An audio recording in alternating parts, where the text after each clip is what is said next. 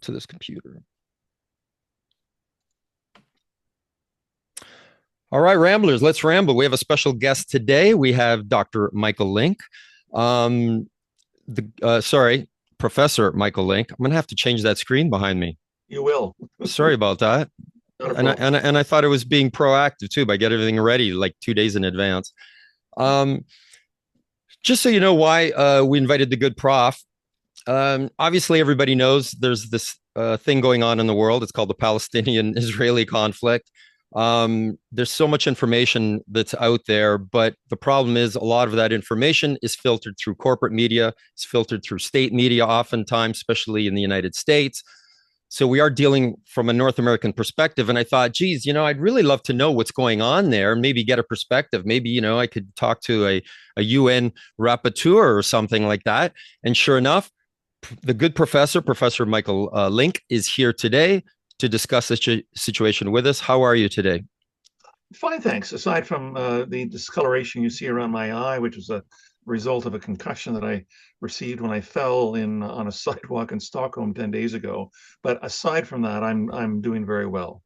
Were you there for anything related to the issue of today, or is that something totally Yes. unrelated? It was? Well, I was there for two reasons, both related to Israel and Palestine. First, I was invited to a conference of international lawyers in Sweden, where we discussed a range of issues about how international law applies to Israel and Palestine, and particularly with respect to Gaza over the last 2 years. And then after that conference was done, and that was in a southern Swedish city called Lund, I then went to Stockholm, and I'm hoping to do a book on the decision by the United Nations in 1947 to partition Palestine. And the chair of the 1947 United Nations Special Committee on Palestine was a Swedish judge, Emil Sandstrom. So I went to the Swedish archives in Stockholm to look at his collection of his materials from the time he served as UN's chair of this special committee. And during the 2 days I was in the archives together with my wife, we found a huge amount of very interesting material. There's a lot more to discover in a range of archives around the world. But doing this sort of research reminds you that the past is always present. 100%. And we never really escape it, do we? No, we don't either. And we wind up learning the wrong lessons. And Exactly. we're going to be doomed to repeating them as well. Exactly. You would think after the weapons of mass destruction in Iraq that every time somebody in the news media says, well, the CIA reports that, you would think people, especially so-called journalists, really they're access journalists, they're not real journalists. You would think they would start saying, well, why should we believe you this time after this and Assad in Syria and after, we can go down the list. No. Why this time? But you're right. We always take the wrong lessons, but don't you think it's because they want to take the wrong lessons?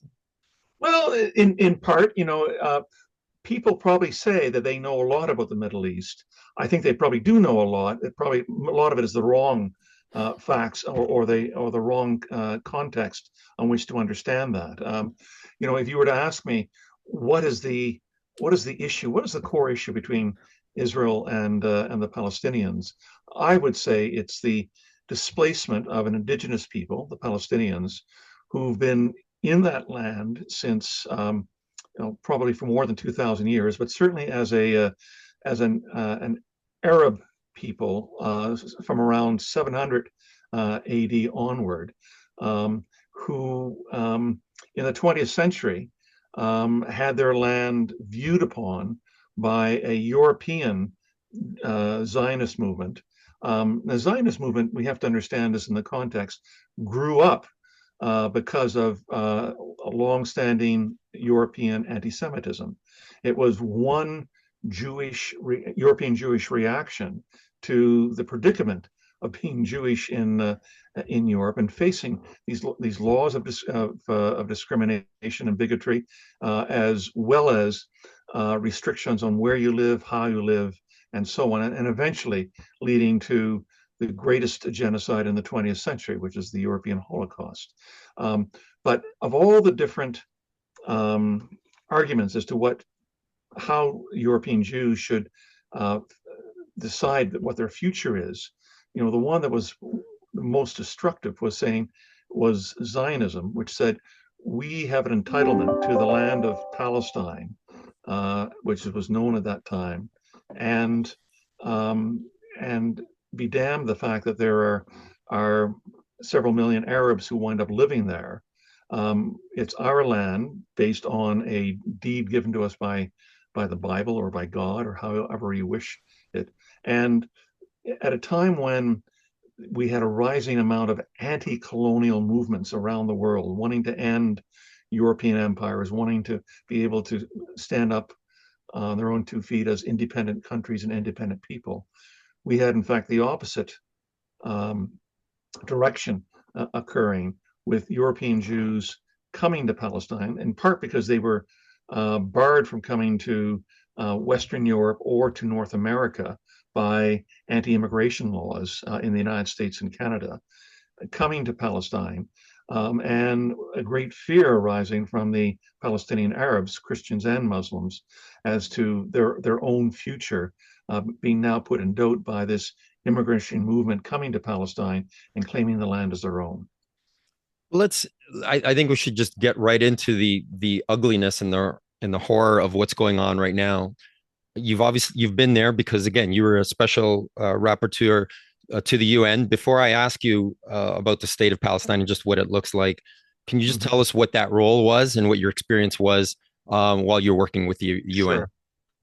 Sure. I had earlier in my life spent time in Palestine. In fact, I skipped my law school graduation to go spend 5 or 6 weeks there in the spring and summer of 1981, which tells you how old I am. But that was my first time there. I was hosted by friends of mine, and I saw a lot of Israel, a lot of Palestine.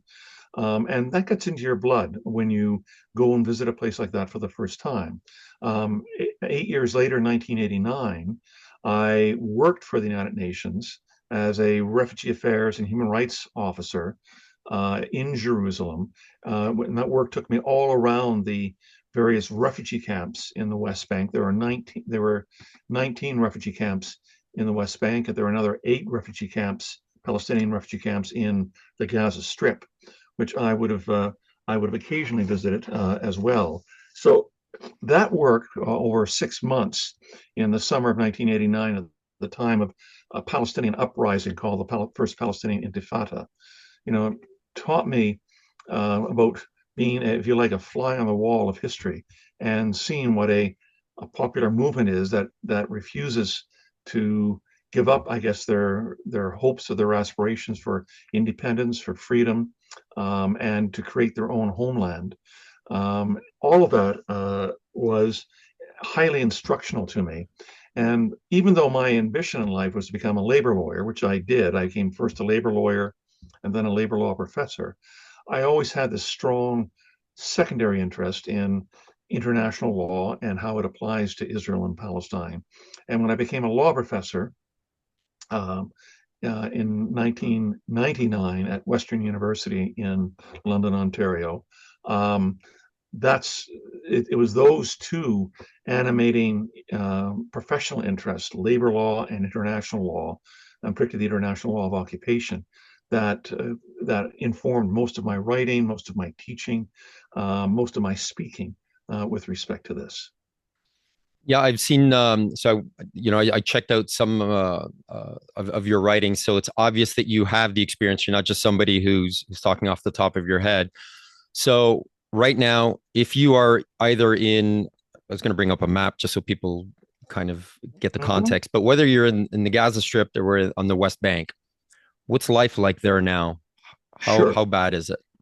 Um, it's almost hard to describe in notwithstanding the flexibility and breadth of the English language, how bad things are. Certainly in Gaza, we've had at least 69,000 people killed over the last 2 years, Palestinians.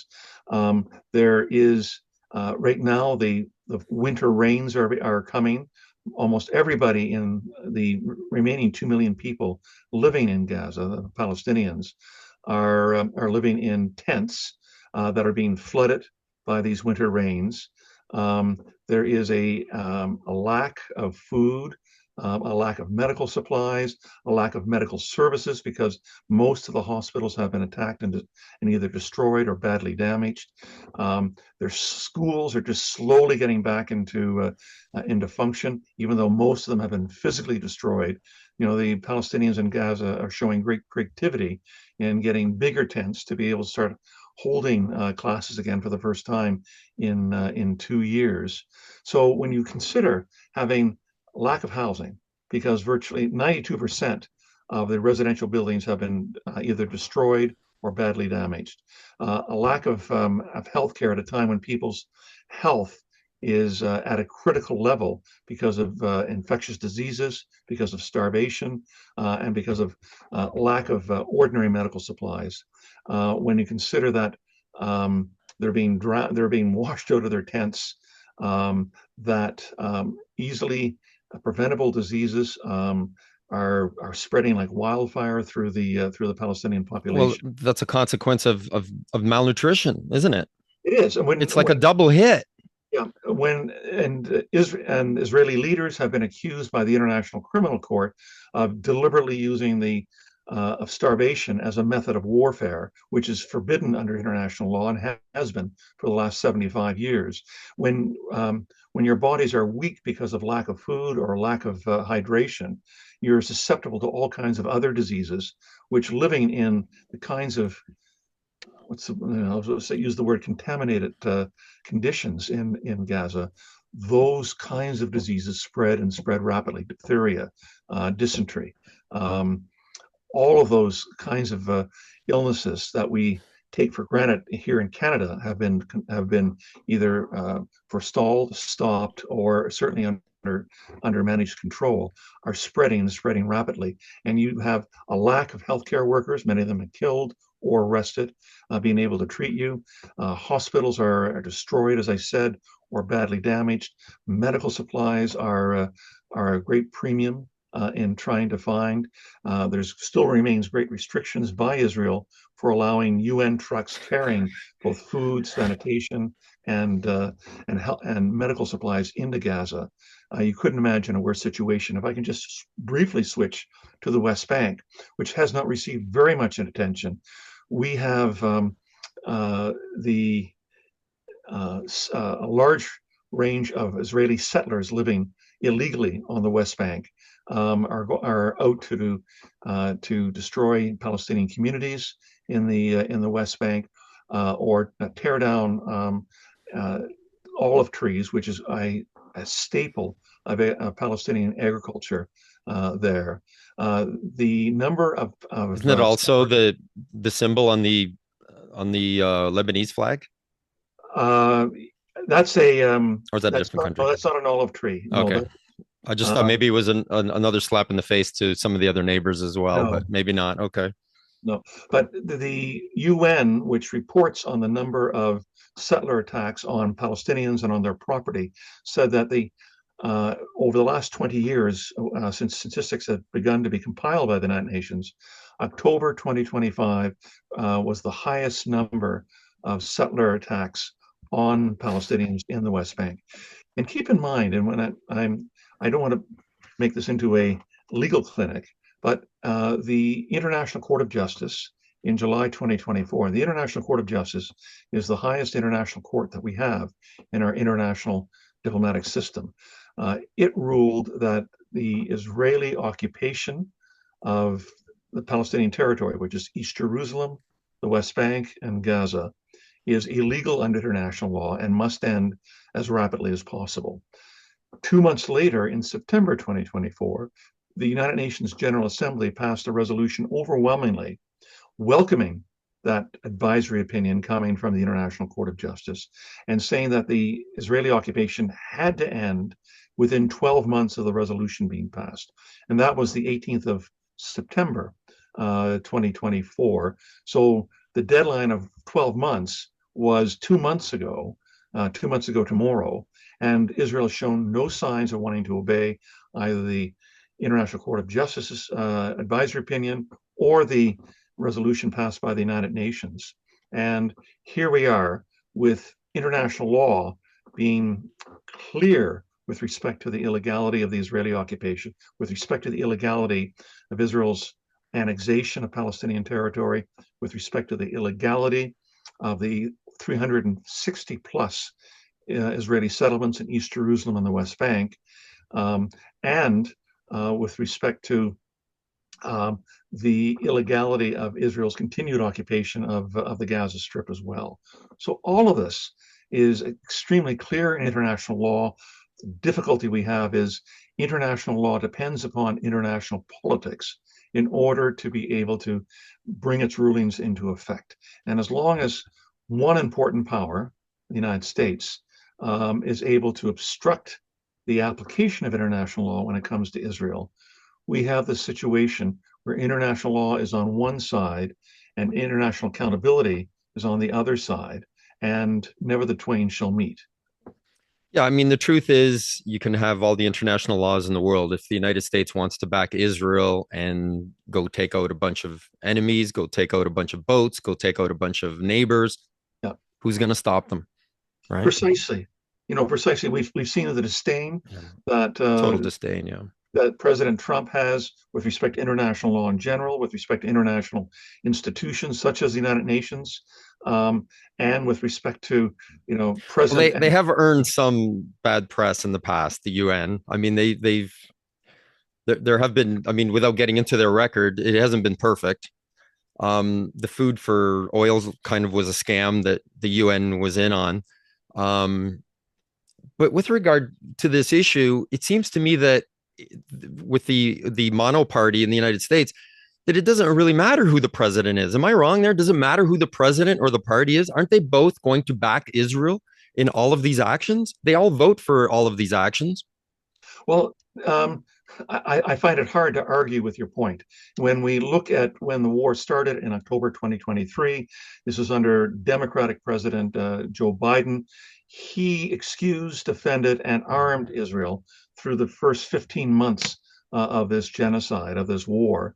And Israel knew that the U.S.'s full backing with respect to weapon sales, with respect to vetoes at the United Nations Security Council, and it had America had its back with respect to its choice to conduct the war. Yes, there were occasional criticisms coming from Joe Biden, who said on several occasions that Israel's conduct of the war was disproportionate in terms of the huge number of Palestinian civilians being killed, but there was very little that was done by the United States to back up its criticism of Israel. And Israel knew in turn that if Donald Trump became president in in the elections of November 2024, that it would have an even friendlier president in the White House, and that's been proven over the last 10 months. Well, he said it. To quote him, I'm the most pro-Israel president. Yeah. What a lot of his supporters were hoping for was he was making some conciliatory statements towards Palestine, and at some points he made some kind of snide comments about Israel, saying, "Well, Israel are the one that don't want to come to the table." So there was that hope, but you're right. I mean, he's been a total fraud on Israel. To go to this word, because it's such a loaded word, so I want, because you deal in international law, I want to use this word and talk about it for a second. The Israeli supporters will say it's not a genocide. We're just protecting ourselves. It's self-defense. The reason why we're blowing up schools and hospitals is because they're hiding weapons there, and is it a genocide? If you wind up following the reporting as to whether or not it's a genocide over the last 11 months, beginning with reports in December 2024 coming from the two most respected international human rights organizations, Amnesty International and Human Rights Watch. Amnesty International said this was a genocide in December 2024. Human Rights Watch said at least genocidal acts had been committed by Israel in terms of the use of starvation, the disproportionate killing of civilians, but also the destruction of civilian infrastructure in Gaza, the destruction of hospitals, schools, government buildings, police stations, churches, mosques, and most importantly, residences. All of that show that there was either a deliberate attempt to make Gaza uninhabitable for the 2.2 million Palestinians living there, or at least there was extreme disregard for where your bombs were falling. And the justifications were that if we can take out one or two Hamas fighters at the expense of killing 200 or 300 Palestinian civilians living in the same apartment building, then that's justified. And there are rules with respect to the conduct of war and occupation, including the doctrine of proportionality, that while killing civilians in and of itself may not be a war crime or a violation of international law, you cannot do it in a form that's disproportionate to the military advantage that you're getting when you aim your missile at a what you consider to be a military opponent target. So the subsequent to these two reports coming from Amnesty and from Human Rights Watch, we've had the International Association of Genocide Scholars concluding that it was a genocide. We've had a number of prominent international personalities concluding that it was a genocide. We've had a number of Holocaust and genocide scholars from Israel saying that this is a Holocaust. The final determination as to whether or not this is a Holocaust will be made by the International Court of Justice, which sits in The Hague. The 15 judges there have heard a preliminary application under the 1948 Genocide Convention from South Africa against Israel. And it said in its ruling in late January 2024 that South Africa, in the evidence it had presented, made out a plausible case that a genocide was being committed, and that the court would devote several weeks of hearings, likely in late 2026, a year from now, and then decide based on those arguments and evidence as to whether or not a genocide is being committed. The early signs of that from other decisions that the International Court of Justice has been making on Israel's conduct of its occupation and of its war in Gaza is that it's very attentive to what the rules of war wind up saying. In an advisory opinion that the court issued in late October 2025 on Israel's responsibilities as a UN member towards allowing United Nations agencies to function in the occupied Palestinian territory, it warned Israel that the use of starvation as a method of warfare is illegal. And that's one of the allegations of genocide against Israel being made by South Africa. So if we can conclude that judges read newspapers, pay attention to the news, pay attention to what is going on in the world around them, then I would say that this is one of the strongest cases on genocide ever to go to the International Court of Justice. And when the court hears the evidence, my sense is that they're going to be deeply moved by the presentations made by South Africa and other countries who are intervening with respect to Israel. Yeah, I mean the support for Israel has been going down the toilet in the last couple of years. Something interesting that you were talking about, even though international law can come out and say this is bad or you should stop doing this, even if they don't do it, the great thing here is that people are starting to see what's going on. Yes. And it's permeating through the internet, not so much on television, but the internet. You're getting a lot of content creators, you're getting independent journalists. And if you look at all of the independent journalists, they're basically telling me the story that you're telling me. They're saying how bad it is there, right? If you look at Max Blumenthal, if you look at Aaron Mate, Glenn Greenwald, and they're being honest about what's going on, the independent journalists, the ones that don't have an axe to grind, the ones that aren't being paid by corporate or being paid off by a state, they're all saying what you're saying. That it's horrific, and it can't get any worse. But maybe it can. Can it actually get worse?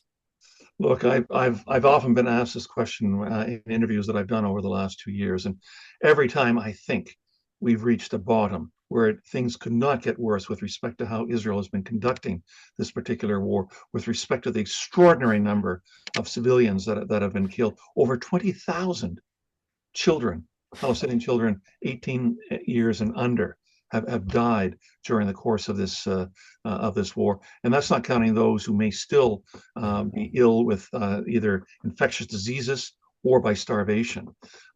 This has been a horrific humanitarian catastrophe, and the word genocide, which I am always cautious about wanting to use, as we should.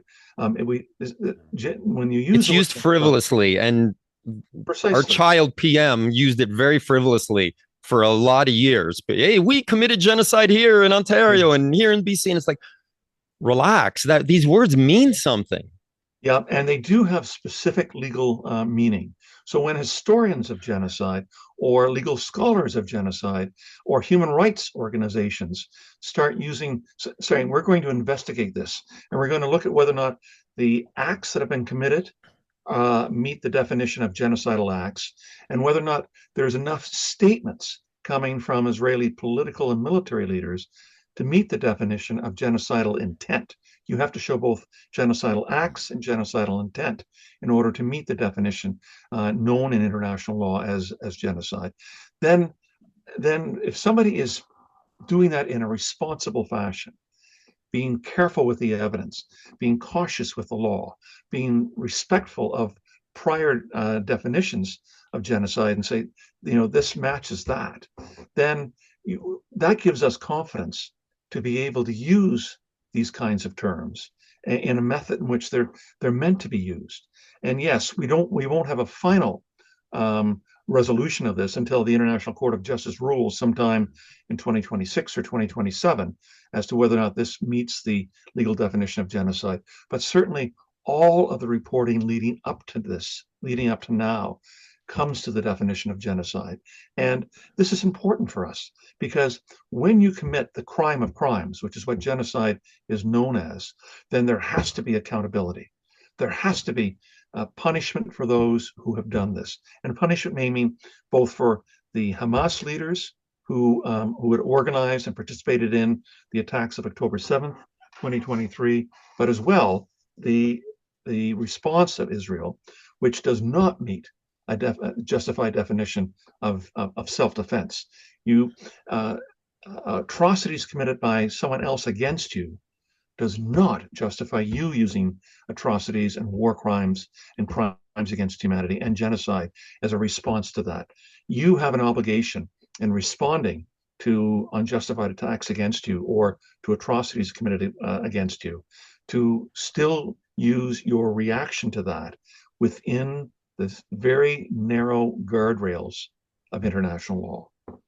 Yeah, I was having a talk with another prof the other day, and we were talking about how the West, my whole life growing up, whether it be literature, whether it be movies, whether it be me watching Star Trek, it was always, we're better than them and we're not going to kill them. We're not going to commit genocide.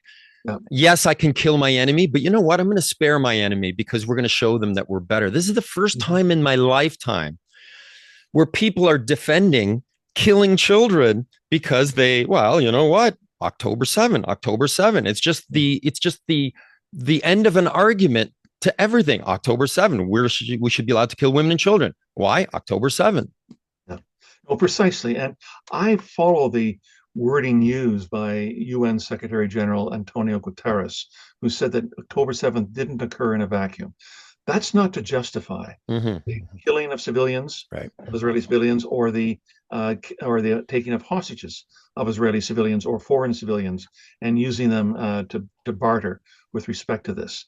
But having said that, we miss something big if we assume that the whole conflict in the Middle East began on October 7th. It didn't.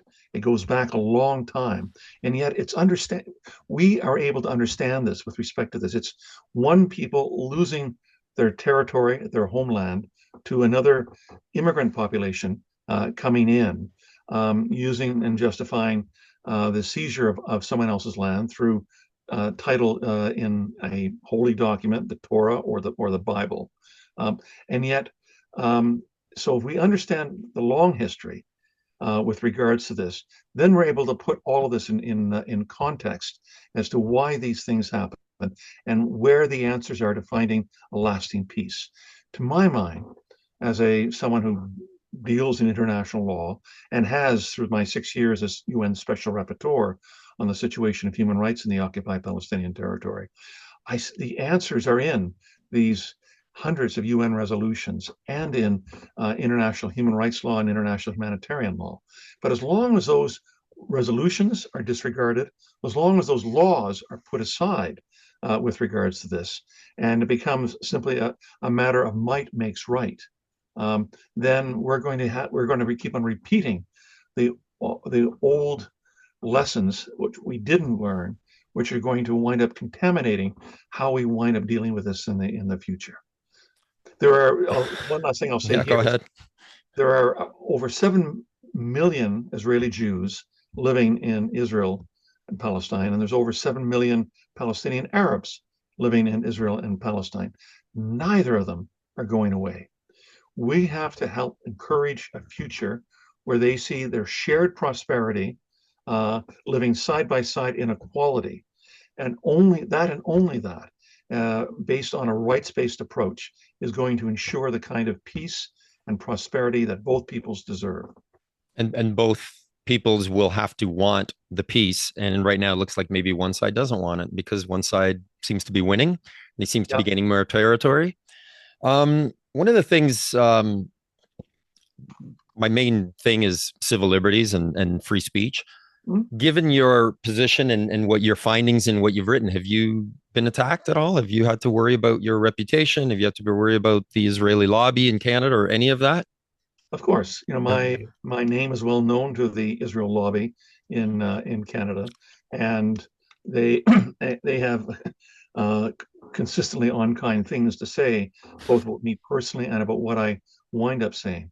And I try to ensure that I'm careful and cautious and deliberate in the words and the terms that I wind up using, that I ground what I say in fairly strong evidence, and that I anchor what I say in the basic precepts of international law. And as long as I do that, and I'm satisfied that I'm doing that, then what's being said about me doesn't concern me so much, because I know that I've got, if you like, the law on my side, I've got the evidence on my side, and I've got the truth on my side in dealing with that. So the Israel lobby is strong in Canada, and those who don't know very much about Israel-Palestine but are curious about it often feel intimidated or unwilling to want to go search for answers or explore more evidence as to why these things are happening, because they fear they're going to be attacked, they're going to be smeared. Being called an anti-Semite is a strong slur, particularly where it's not deserved. So it's thrown around like candy now, anyways. So because when you're losing, and if somebody's clearly a racist, clearly sexist, clearly put any IST at the end, and you're debating them, it should be easy. You should be able to knock it out of the park. But the problem is that all of these so-called anti-Semitic people that, especially on YouTube, that are just killing it right now, because they're the ones that are resonating, especially with young people under 30. It's the Candace Owens of the world. It's the Tucker Carlsons of the world. It's people like Jimmy Dore. Again, people like Glenn Greenwald, Sabby Sabs on the liberal side. These people are resonating because they see through the BS, right? And I think that as long as people like you, as long as independent journalists, as long as these international courts, as long as more information gets out, which is the whole idea of Prometheus, is to bring information to the people and then let people decide for themselves. But you have to give them real information. You can't lie to them. You can't propagandize them. Yeah. So when the term anti-Semite is used promiscuously to attack those who are criticizing Israel, then you realize that the other side doesn't have um, the moral heart of an argument to be able to make. That they're reduced to wanting to slander your name, libel you with respect to what you wind up saying, and usually they don't take on the facts or the law that you're citing. They want to rather go after your It's personality. all ad hoc arguments usually, Uh, right? yeah, or yeah, ad idem attacks on you, ad hominem attacks. So this, we have to get over our fear with respect to that. And let's keep in mind that even that no group is monolithic, and that's particularly so with respect to Canadian Jews. We have a high number of Canadian Jews in recent polling saying that they think that war crimes were committed by Israel in its conduct of its war on Gaza, and this is particularly so with respect to young Canadian Jews under the age of 30 or 35. Yes. That's the magic number. Yeah, many of them are no longer buying the arguments with respect to that their Jewish identity is all tied up with the identity of Israel. They're recognizing that there has to be a distinction made between the two, but there's nothing proud about trying to defend Israel in the conduct of the way in which it's oppressing the Palestinians and killing thousands and thousands of Palestinians. I'd like to. I often in my class try to. I hate talking about groups because a lot of times it's easy to dismiss groups. Mhm. So all you heard about, of course, the Palestinians. They're barbarians. They deserve it. Hey, if they didn't follow Hamas, Mhm. so you get all of these excuses. But when we talk about individuals and the life of an individual, I think a lot of times it hits home Mhm. um, um, a lot more poignantly. So, can Mhm. you take us through? Let's say I'm a child. I've been born. I'm just a youngster. I'm 5, 6 years old. Take us through what my life is like on a daily basis, what I'm up against. What are my interactions with Israeli defense forces, if any, with cops? Do I have to be in bed by 8 o'clock? Am I being pushed around? What is a daily life of an individual trying to just grow up in Palestine, like, or Sure. West Bank or Let me Gaza? let me take.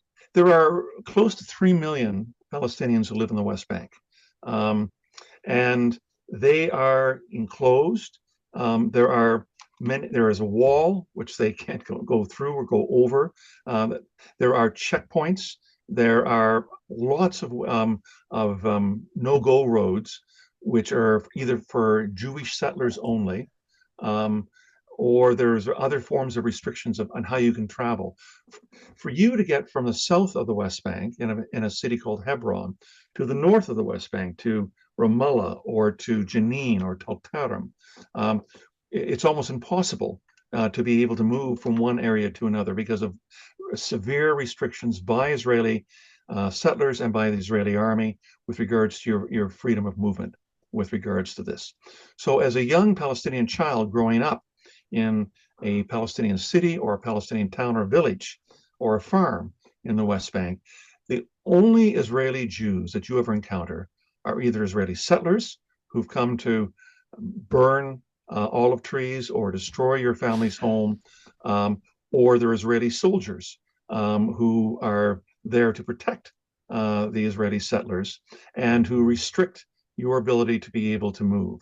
So your interactions with Israeli Jews, then is going to be highly colored from a very young age by the experiences you and your family are going through every time you see an Israeli settler or an Israeli soldier regarding this. And Israel believes that the entire land between the Mediterranean Sea and the Jordan River is Israeli. If you look at maps produced by Israel, they don't show the West Bank or East Jerusalem as being separate territories. They are deemed to be part of Israel. And of course, they have placed over 760,000 Israeli settlers in Palestinian land in East Jerusalem and the West Bank, which are illegal under both international law and under Canadian law. They are deemed to be creating civilian settlements by an occupying power in occupied territory are deemed to be war crimes under Canadian law and international law, respecting this.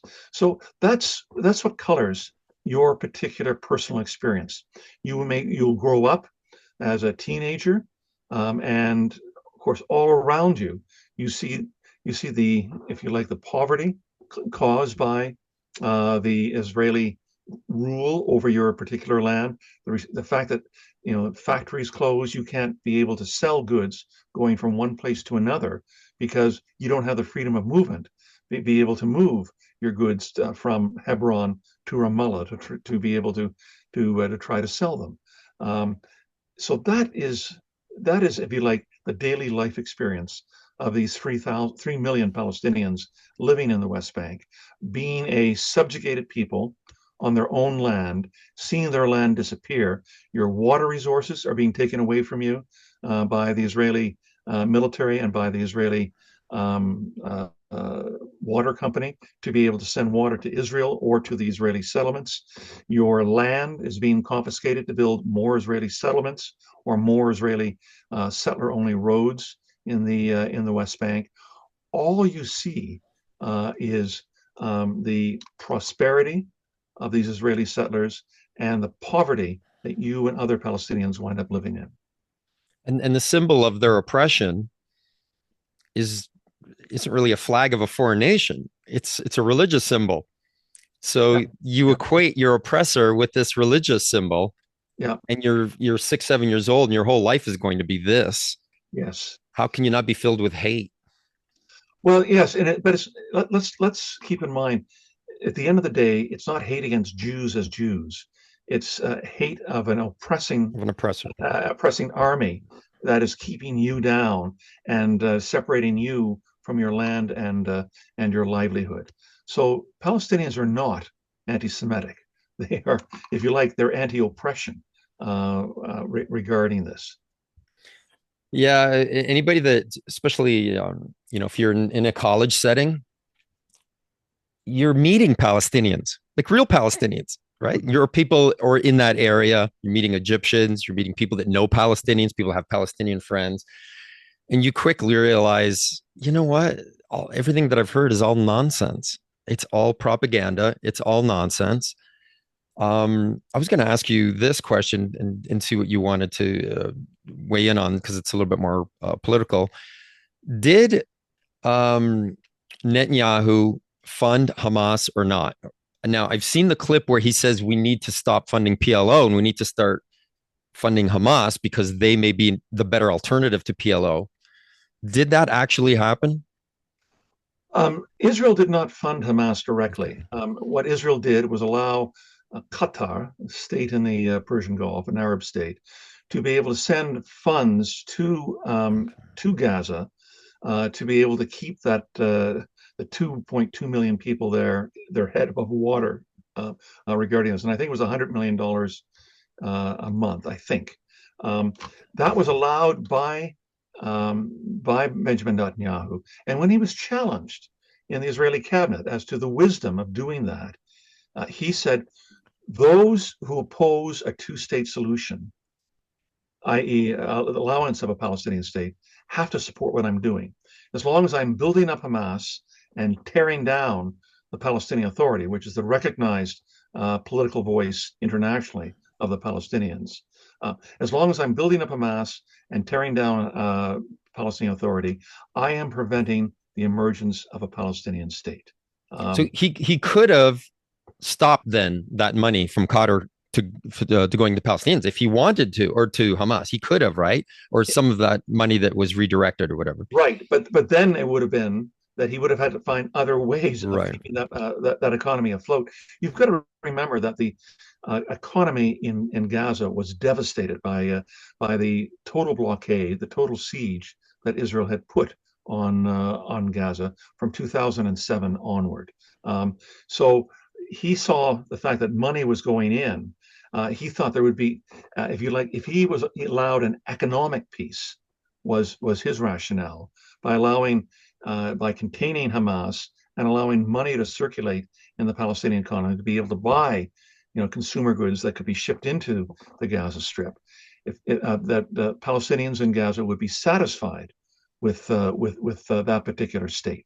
So, and that was his strategy as to how to prevent a Palestinian state from emerging. He's always been against a Palestinian state, notwithstanding that international law says that the Palestinians have a right to self-determination, including their own state. Oh, I think it's clearly obvious to anybody paying attention that he does not want a Palestinian state.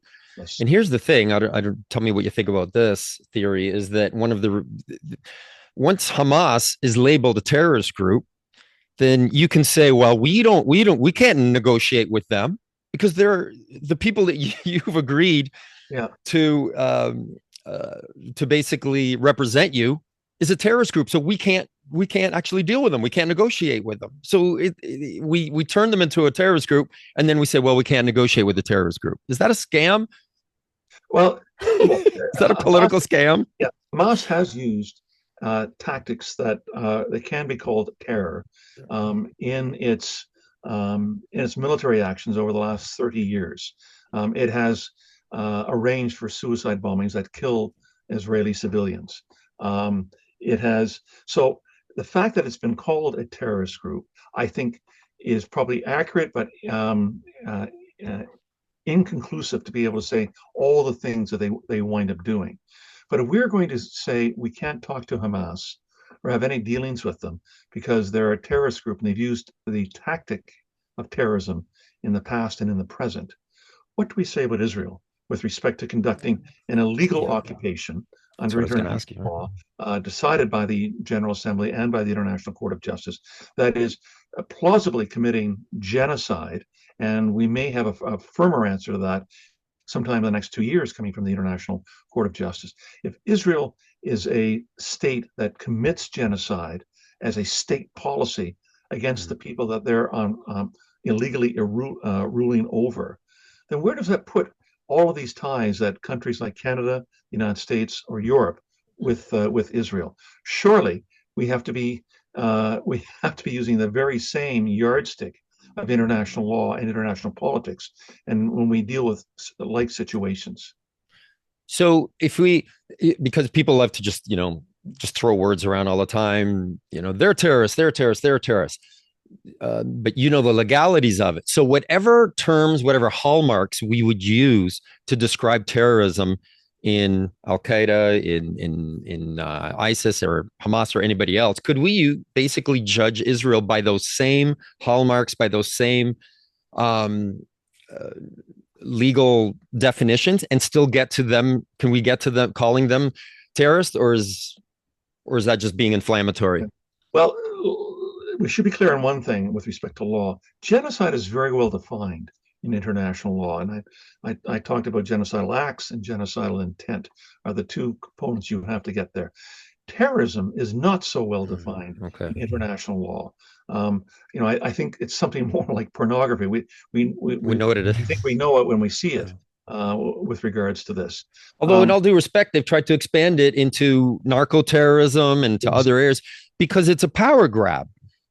It is, and it becomes useful for, if you like, lazy political and legal thinkers to be able to define whatever they don't like in this way. We saw this with respect to what I saw reported this morning or last night, that the U.S. Department of Justice has said that their attacks on all of these so-called drug boats in the Caribbean and in the Eastern Pacific are justified because the target is not people. The target is drugs. And the idea of extrajudicial execution is an anathema to international law in the 21st century.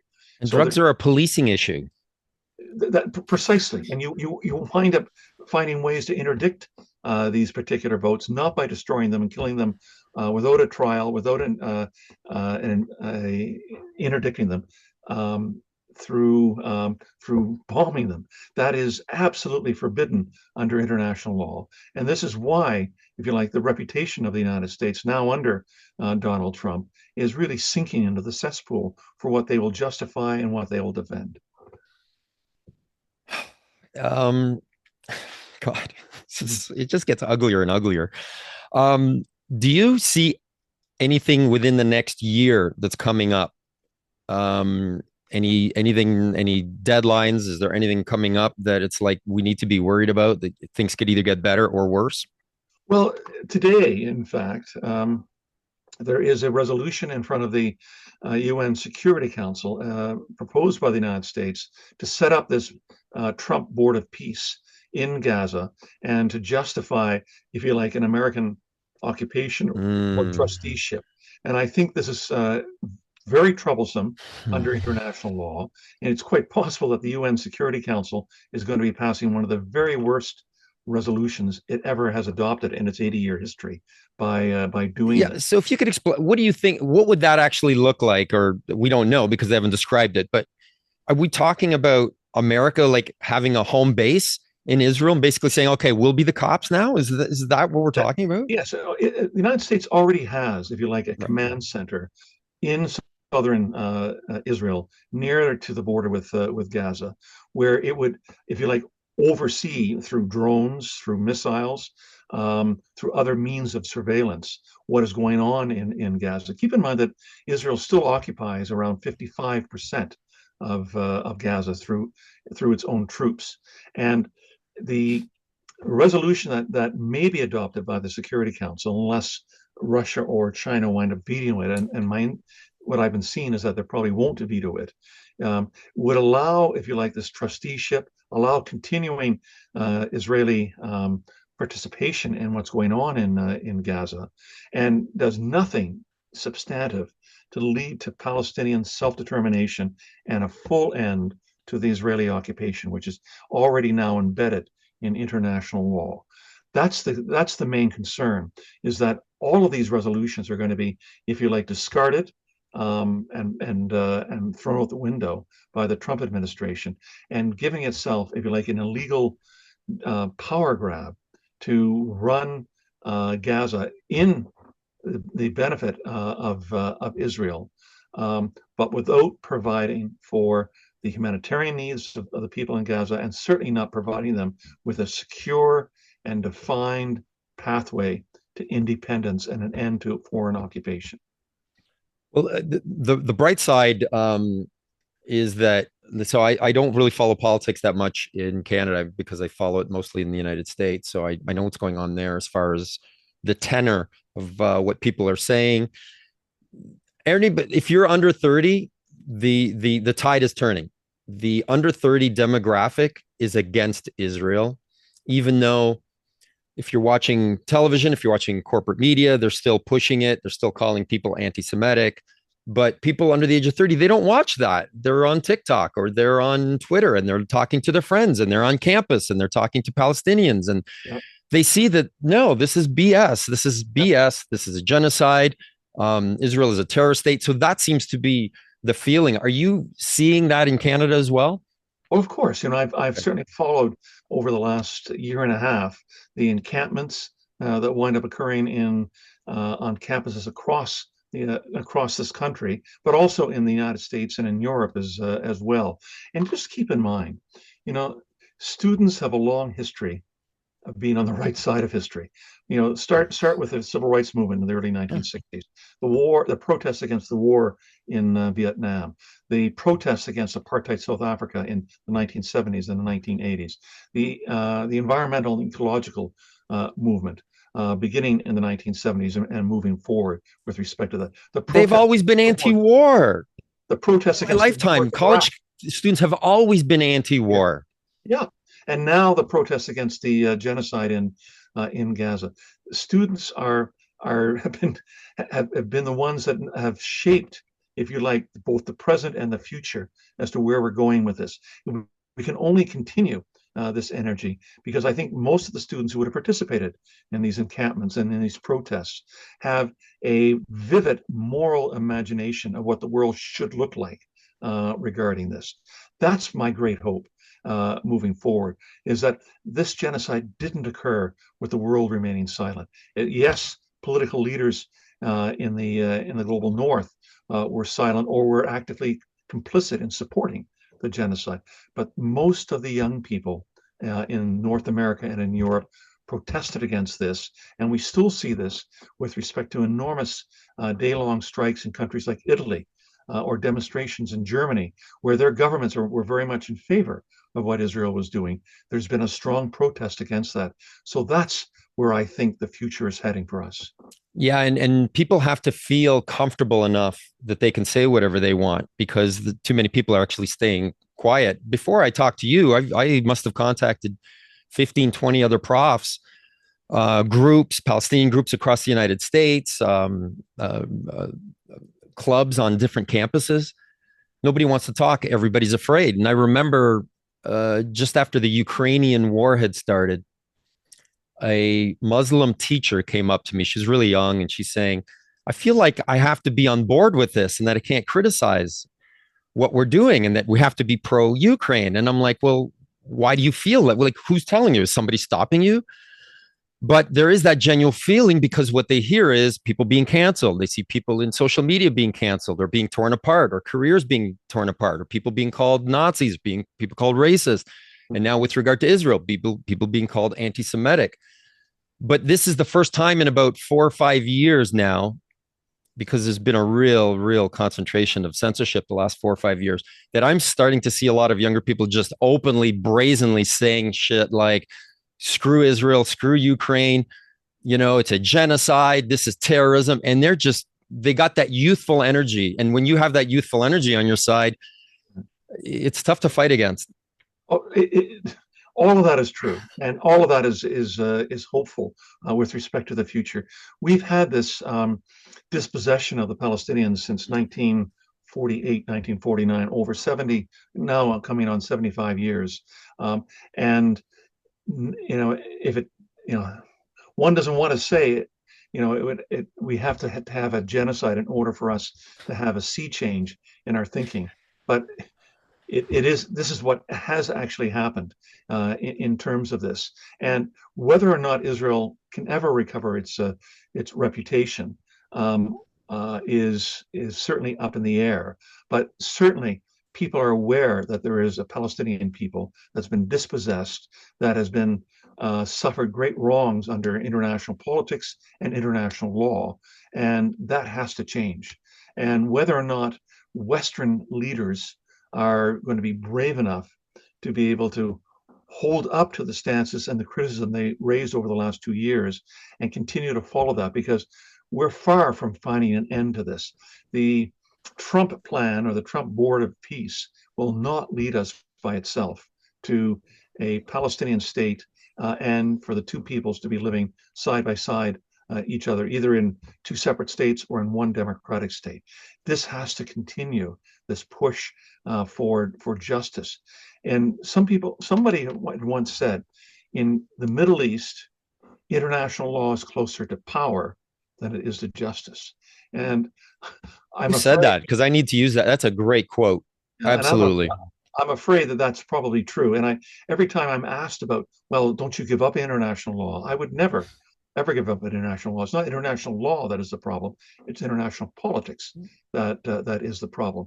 But we always are going to have this struggle, this dialectic between power on one side and justice on the other. And it's nowhere more evident than it is with Israel and Palestine. Yeah. I've taken up a lot of your time, so I want to finish with something called Finish Up Strong. I'm just going to throw out some stuff and just give me some quick hits. I'm going to throw out some names for you and tell me honest actor, good actor, you never heard of them, whatever. Let's start with one you, of course, heard of, Norm Finkelstein. A good actor, not a great actor, but a good actor. Okay. I mean, I think he deserves a lot of praise for the forensic writing that he did over the last 4 decades with respect to this. He's made mistakes, I think, sometimes in his analysis, but he's generally been on the right side of history, and he writes with great. He writes very vividly and expressively, and I think a lot of people have learned about the truth about Israel and Palestine thanks to Norman Finkelstein. Jeffrey Sachs. Again, an extraordinary intellectual and world leader. I followed him since he wrote with respect to an end to poverty and his advice he's been giving to the United Nations on global development. Certainly, his analysis with respect to Israel and Palestine over the last several years that I've now been watching him speak on that issue has been bang on, and I always learn a lot every time I listen to or read something by Jeffrey Sack. Yeah, he's a smart guy. He's also good at parsing things down and explaining it to dumb people like me. Yeah. Mearsheimer. Oh, again, I learned a lot about the Israel lobby 20 years ago when he co-authored the book called The Israel Lobby, and his analysis that I've seen, particularly on YouTube, is always forthright, even abrasive. But he's in terms of his understanding of the dynamics of international politics, he's someone to always listen to. Ben Shapiro. Less said, the better. um, let's stop there then. Okay. Thank you so much. Well, here's when I call people honest actors, it's never about whether I think they're on the right side of history or not, or whether I think they're right or wrong. It's whether or not they're being honest in their opinions, because a lot of people like Ben Shapiro, they're clearly lying as they're talking. How do you know that? The proof is out there. He makes a career on free speech and then wants to cancel everybody that he disagrees with. When? After October 7th. Yeah. So he's a fraud. I have no problem saying that.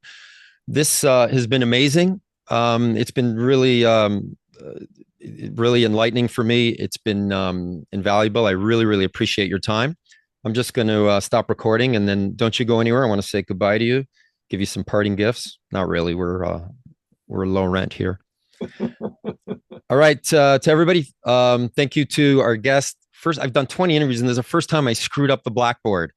It's Professor Michael Lynk, not Dr. Michael Lynk. I apologize. And remember, everybody, don't trust anyone over the age of 30.